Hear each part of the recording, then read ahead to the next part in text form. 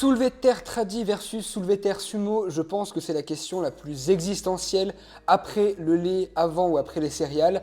Et aujourd'hui, je vais essayer d'y répondre. Évidemment, on va pas rentrer dans le débat, est-ce que le soulevé de terre sumo, c'est de la triche ou pas? Je pense que non seulement la question est vite répondue, Moi, je pense que la question, elle est vite répondue. mais en plus d'être vite répondue, eh bien, il y a déjà assez de réponses comme ça sur YouTube.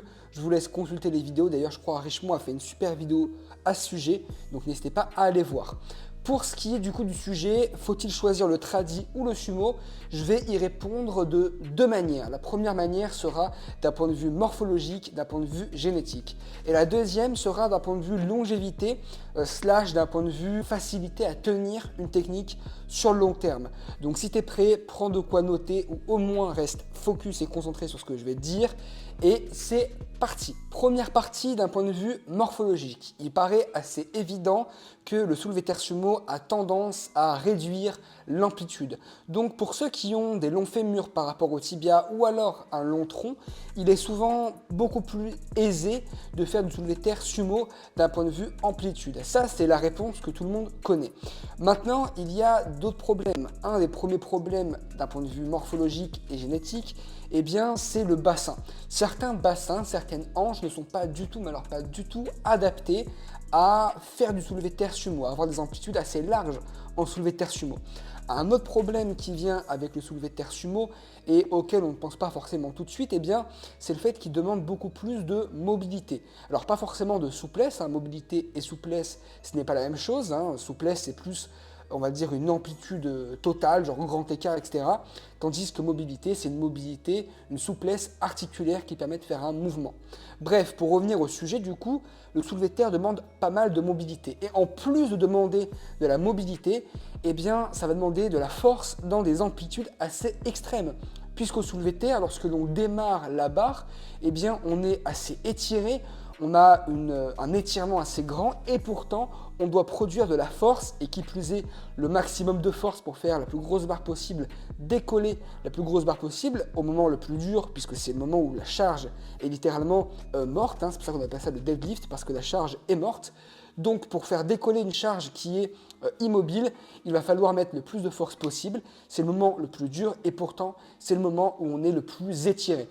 Donc c'est pour ça que soulevé de terre, en dehors de l'aspect morphologique que tout le monde a plus ou moins deviné, il y a un aspect très difficile qui est l'aspect force dans cet extrême étirement et en plus cet aspect mobilité nécessaire. Et puis le deuxième aspect, comme j'ai dit, c'est l'aspect longévité. Alors imaginons que vous pouvez faire votre soulevé de terre sumo dans des bonnes conditions d'étirement, des bonnes conditions de force. Et bien ce n'est pas tout, parce qu'il y a certes d'autres problèmes qui font que soit, même si on est en théorie beaucoup plus fort en sumo, eh bien on ne pourra pas le pratiquer. Par exemple, The Panache est peut-être plus fort en sumo, mais il ne peut pas le pratiquer parce que ça lui cause des douleurs au psoas.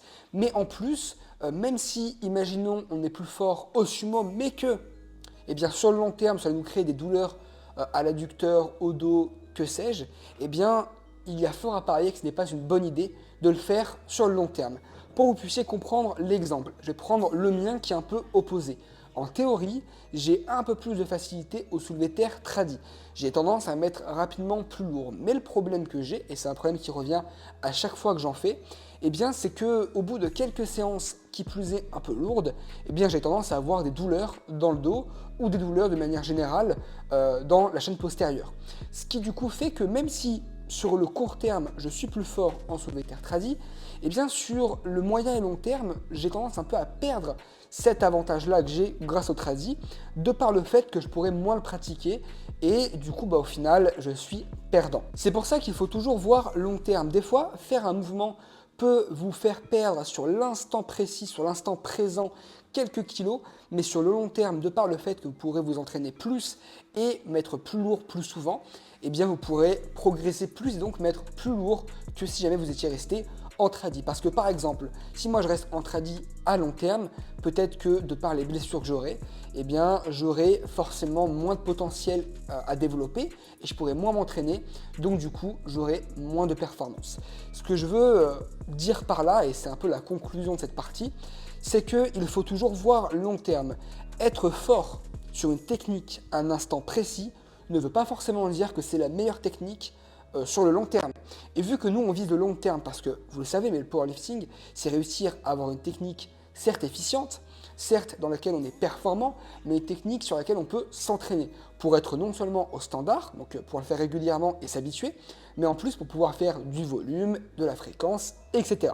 Bon, et bah du coup, il faut choisir un mouvement, une technique où on arrive à allier performance et rentabilité, on va dire morphologique, énergétique, etc. Et en même temps, eh bien, une rentabilité sur le long terme, donc peu de blessures. Donc voilà les amis, pour répondre à cette question sumo versus tradi, je dirais que globalement le sumo a tendance dans la majorité des cas à être un peu plus adapté, mais qu'il faut faire attention à plusieurs facteurs. Comme j'ai dit, la morphologie en fait partie, mais pas que, hein. Il y a aussi un aspect tout simplement de blessure de long terme et un aspect de force dans des amplitudes extrêmes, mais également de mobilité. Donc prenez ça en considération et puis d'ici là, entraînez-vous bien, faites le bon choix entre tradi et sumo, puis rien ne vous empêche de pratiquer les deux et de voir sur le long terme lequel vous convient le mieux. Et encore une fois, entraînez-vous bien, on se retrouve très vite pour une prochaine vidéo.